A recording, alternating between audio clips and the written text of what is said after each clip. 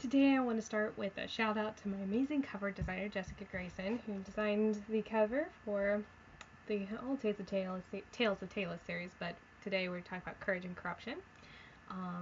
This is not available in paperback yet because I give a wrong page count for both this and Dreams and Devotion. I do not know how I manage that, just pure talent, I guess. But I'm a bit sluggish when it comes to paperbacks. I just find the formatting difficult. However, the cover design was flawless. My formatting is flawed. But this story is kind of part of a grouping of 3 stories that mean a lot to me. They're stories that I kind of say are written in blood, simply because they just have so much of me in them that it's almost tough to have them out.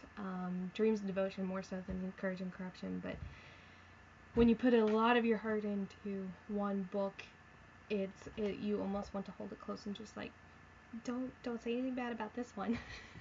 But of course you can't please everybody.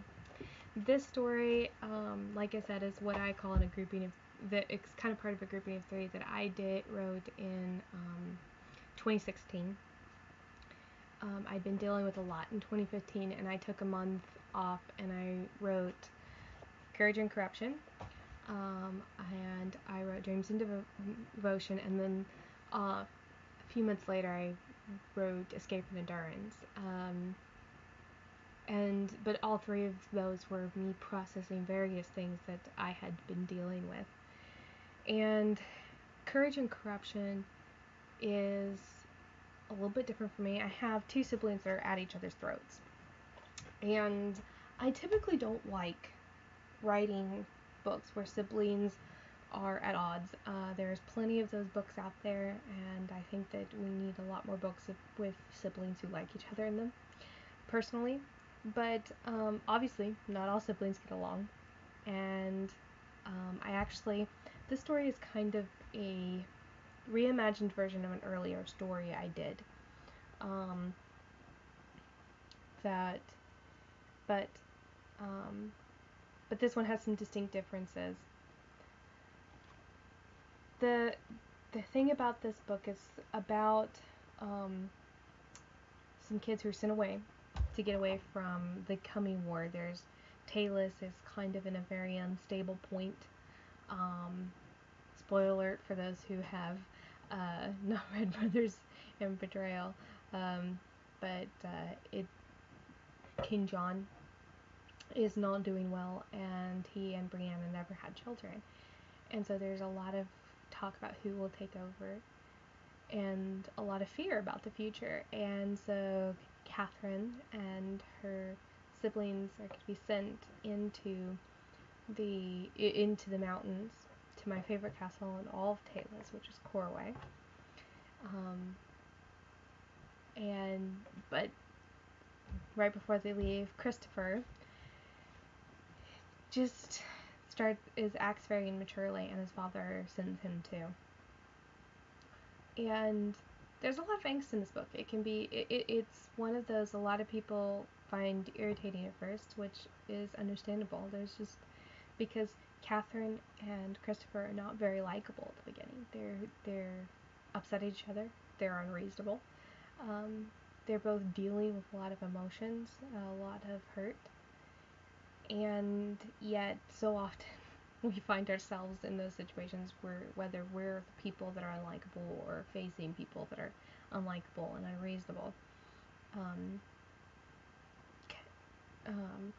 Christopher wants to prove himself, that he's good enough, that he's a man. He's not the child his father treats him like. Catherine wants to get back at Christopher for the unkindest things and thinks that people are being terribly unfair to her. And this story is about them learning how to deal with all of that, little knowing that the result of it could affect Tealis' entire history.